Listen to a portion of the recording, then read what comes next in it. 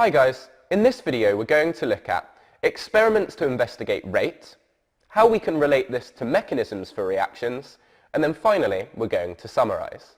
So rate data about how fast a reaction is happening can be collected, and we can use this to propose a mechanism for a particular reaction. The example we're going to be looking at is the iodination of propanone. So propanone is a ketone with 3 carbons and a double bond to an oxygen on the middle one. The other carbons are obviously surrounded by hydrogens. And what we're going to be doing is replacing one of these hydrogens with an iodine molecule.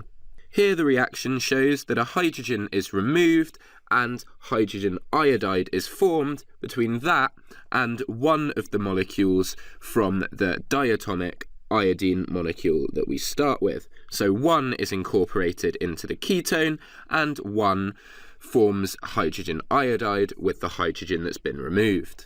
The reaction is acid catalyzed. So we have the same thing here, but showing our molecule of H+, which obviously shows that it's acidic conditions. Because it's a catalyst, it's not used up, and we will have one molecule of H+ due to the catalyst on the reactant side, but then we've also shown the hydrogen iodide splitting into its component ions, so now there are 2 H+ on the reactant side. We want to investigate how changes in concentration of either the acid, the iodine, or the propanone is going to affect the speed or the rate at which the reaction happens.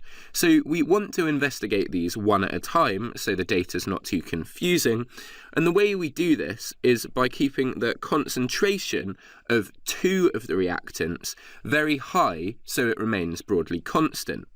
In the first case, we're going to look at keeping the propanone and the H+ ions constant, and we do this by having very high concentrations of both of these things, and then this is going to just show us the influence of the iodine because the amount of iodine present will be decreasing throughout the reaction.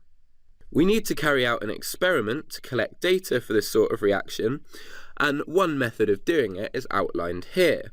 We would mix concentrated propanone, so it's in excess, with concentrated sulfuric acid.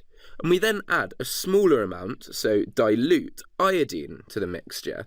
And at this point, we immediately start timing on a stopwatch, because once we add the iodine, the reaction has begun.